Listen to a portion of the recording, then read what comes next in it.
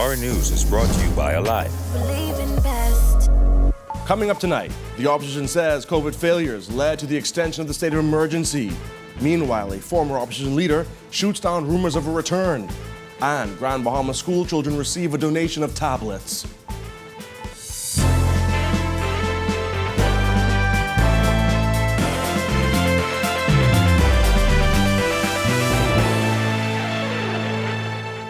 Welcome to Our News and thanks for joining us. I'm Jared Higgs. Topping news tonight, Progressive Liberal Party leader Philip Brave Davis says he believes the Minnis administration continues to extend the state of emergency because of its failure to properly address the COVID-19 pandemic over the last 9 months. Davis says the opposition will not be silent about how they feel the government is bungling the response to the pandemic. Jasmine Brown reports. Well, our voice have to be heard. Be heard. On Thursday, Minister of Health Renward Wells touted the drastic drop in confirmed COVID-19 cases and said it was due to the commitment and plan put in place by the Minnis administration. However, opposition leader Philip Davis said the numbers do not support the extension of the state of emergency nor a new proclamation by the Governor General. The rights and privileges that one has, that I embrace as civil liberties, but that informs how well we live, how we feel about one another. It is no secret that the opposition does not support it, as they say the state of emergency has gone on for too long. Members of Parliament debated a resolution to extend the state of emergency to January 31st, 2021 on Thursday. Senators debated the resolution on Friday. The vote came days after Governor General C.A. Smith proclaimed a third state of emergency, which gives the competent authority the ability to have up to another 6 months of emergency powers. But the opposition continues to raise questions over Prime Minister Dr. Hubert Minnis' use of power as the competent authority. Former PLP Cabinet Minister Damien Gomez QC predicted earlier this month that the government would be the subject of litigation. That's the matter for, I'm a legislator. That is something that persons, the civil society should be looking at, and I would no doubt, once I see it, look at it and consider what they're doing. Reporting for Our News, I'm Jasmine Brown. Meanwhile, the Ministry of Health reported 7 new cases of COVID-19 on Friday. 3 of those cases were on Grand Bahama and 4 were on Eleuthera. New Providence didn't have any reported cases. Of the new cases, 3 are men and 4 are women. There are currently 19 hospitalized cases, 2 of them being seriously ill in the intensive care unit. Health officials also reported 32 additional recoveries. In other news, former opposition leader Loretta Butler Turner is speaking out tonight about the possibility that she may return to frontline politics. According to Butler Turner, it's a very slim chance, adding that she no longer has the desire to serve. She spoke with Berthany McDermott. Former opposition leader Loretta Butler Turner shooting down claims that she will make a return to frontline politics. I really have no plans to return to frontline politics. While stressing that she has no desire to return to frontline politics, Butler Turner said should she consider such a move, it would be with the FNM. You know, the philosophies and ideals of the Free National Movement is what drew me to becoming so involved with it. And those views have not changed. I think what has changed is the way that the party is being run. And so that's why I said, you know, if I ever consider returning, I doubt it would be under this particular dispensation, because the party is really not true any longer, in my opinion. This as the former Long Island MP shot down reports that she was in talks with the opposition to contest a New Providence seat unopposed in the upcoming general election. First of all, I'm in no political discussions with any political organization. That's the first thing. Butler Turner was the first female to contest the leadership of a major political party in the Bahamas. The night before the FNM's national convention in 2016, Butler Turner withdrew from the leadership race. In December 2016, Dr. Hubert Minnis was removed as leader of the opposition, with Butler Turner taking up the post after she and several FNM MPs wrote a letter to the Governor General. In 2017, Butler Turner ran as an independent candidate in Long Island after she did not receive the FNM nomination for that constituency. It was a decision she described as a bittersweet breakup. So for me, it was a very it was a very heartbreaking experience to no longer be a part of the organization that I truly loved and thought that, that I would be a part of. So, it's a bittersweet breakup, isn't it? Still, her place is cemented in the history of Bahamian politics. Reporting for Our News, I'm Berthany McDermott. Thanks, Berthany. Well, a defense attorney is calling on Crown prosecutors to utilize plea bargains in order to deal with the massive backlog of court cases. I think what the Crown can do is be more reasonable with the plea bargaining. For instance, if I want to plead my client out, say for murder, and your best offer to him is 30 to 40 years, I'm going to roll the dice and go to trial. This week, a woman who waited 11 years to be tried for murder was freed, with the courts ruling that an unreasonable amount of time had passed. Calanos represented that woman and says plea bargains can help clear the way for other matters to be heard. She says prosecutors need to bargain more. If we go to trial, chances are he's going to get 30 to 40 years. So if they perhaps look at taking it down to 20, that's a greater incentive for him to plead guilty and to say, get that trial out of the system. That's 2 to 4 weeks that the courts can be hearing, say, another trial. The mother of a blind man who was killed by police officers nearly 3 years ago wants justice for her son. She says he left behind a young daughter who was asking questions about her dad. 57-year-old Judy Curry's life changed on January 26, 2018, when her son, 36-year-old Courtney Thompson, was killed by police. He said, "Mommy," he said, "the police just killed my dad." According to police, Thompson, who was blind, was shot after police responded to reports of gunshots in the area of Plantal Street and East Street. A press release at the time stated that as officers approached Irish Spring Court and Plantal Street, the same area where a homicide had taken place a few nights before, they encountered 2 men on a motorcycle. One of the men produced a firearm, and the officers, being in fear for their lives, fired at the armed man, resulting in one of the men being fatally shot. I got to Plantal Street, everything was barricaded off and the road was full with people, and it seemed a riot had escalated. According to Curry, her son was buying food before he was killed. The matter is before Her Majesty's coroner. She's heartbroken by his passing. Devastating. Right now, I don't sleep much at night. I think about him a lot. I love my son, I guess any mother would. Thompson leaves behind a 21-year-old son and a 4-year-old daughter. His son is taking his loss hard, as the two were close. Looking at his children, because all his children grew up with me, or both of them, is really hard because I see so much of him. So I go through in my mind. Thompson went blind after being shot by a pellet gun when he was about 21 years old.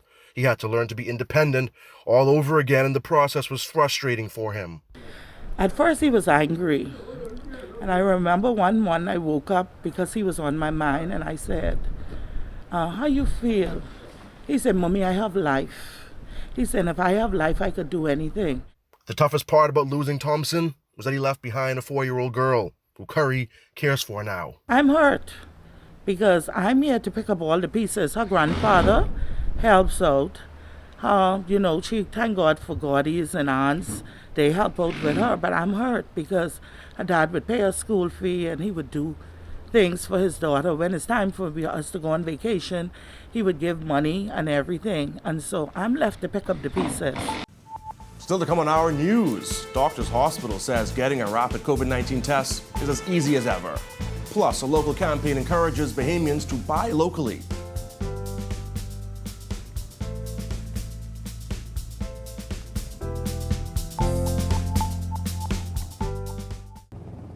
Just when you thought the year would end drought, Rev came through with Magic and Holiday Chill. Our cashback will double, making more spirits rise, with chances to spin and with a dope random prize. The rules are quite simple. You can find them online. Just sign up for Trio and pay your Rev bill on time. Our grocery store dash is sure to bring smiles as 16 lucky winners tear through the aisles. Call 601-8992 or visit rev.vs/promotions to find out how you can win with Rev's Field of Magic giveaway. Rev, you and us, together.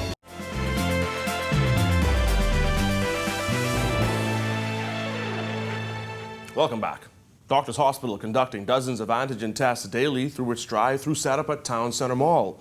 With no long lines, people have just been driving up and getting the test, receiving their results just moments later. It's a process Amajal Knowles says was much easier than he anticipated. Yeah, relatively straightforward. I'd recommend persons who want to take the test to actually use this process. The cost of the rapid test is only $17, and one must register only at doctorshosp.com. The hospital hopes that, as Anastasia Palesa said, from start to finish, the process for her was very simple. It didn't hurt. It tickles in a funny way. I do have sinus issues on occasion, so I can feel it. I mean, you feel it, but it doesn't hurt. It's not a scary process or anything you need to be afraid of. It tickles, and it's nothing that I think you want to do every day, but it didn't hurt. So this was exciting because I've taken the traditional PCR, and even at that point, I was very happy with getting my results back within a day or two.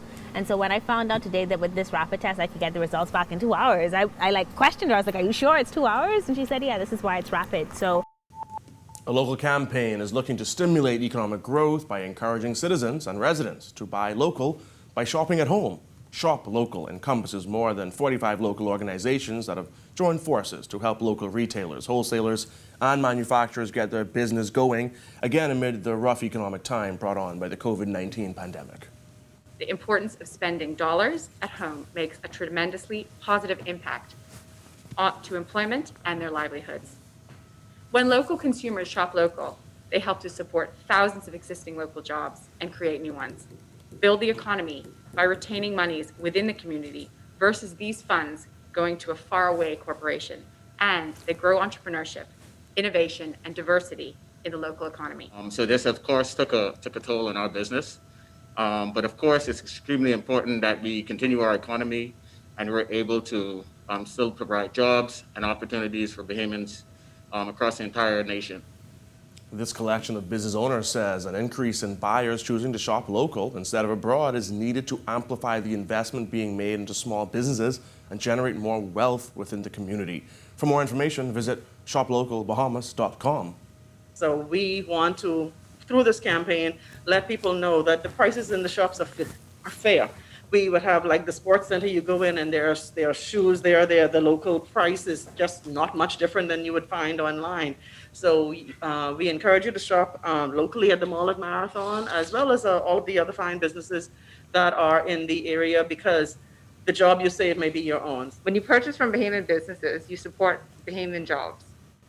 The complete listing of our members can be found on our website, blidc.org, and by Bahamian.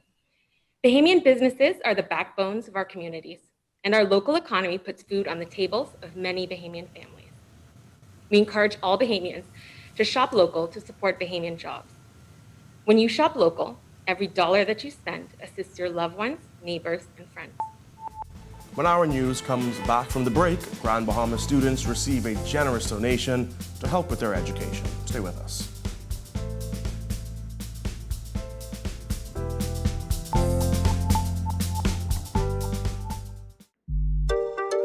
Happy Foods, Happy Foods, 242, 242, Happy Foods, 242, food galore just for you. Happy Foods, 242, food galore just for you. This ain't no talking show, it's an eating show. Sasha Loretta is the host of Happy Foods, 242, food galore just for you. Happy Foods, 242, food galore.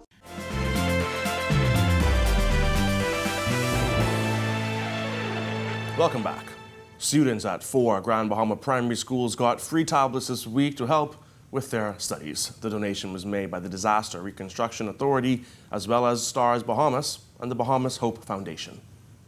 COVID-19 has introduced a new concept in learning, and the way teachers teach you is changing. And we want to make certain that as many students as possible have devices in their hands, not only to allow you to surf the web, but also allow you to have virtual education ongoing throughout this pandemic. You're getting a free tablet. Like, it's awesome. It's big. It's like a little computer. We're excited to partner with STARS, and we're just happy for you guys to be receiving these devices to carry them home, and then you can show your parents, "Mom, look what I got today." So. West End, Holmes Rock, Martintown, and Bartlett Hill Primary were the schools involved in the initiative. They were all smiles as they got their own little tablets. The school's principals were also very happy to see the investment being made in the students' education. We are in a time where things are so uncertain, and in the event that we do have to close, we know that our students will be well equipped to be able to complete their lessons online. And so these devices are a godsend for the students here at West End Primary School today. I like how they could call people, and I like how they could do stuff. And I like how they could learn with it. When I do spelling, I love to spell and read a lot.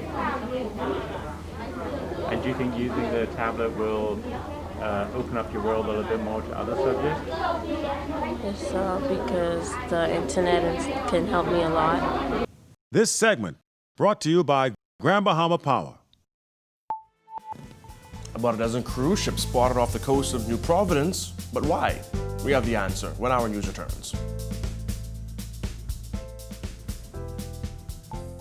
Every day, these men and women put their lives on the line in the most advanced tactical combat units available. They work in areas of conflict and struggle, providing law enforcement and life-saving exercises. They are on the front lines.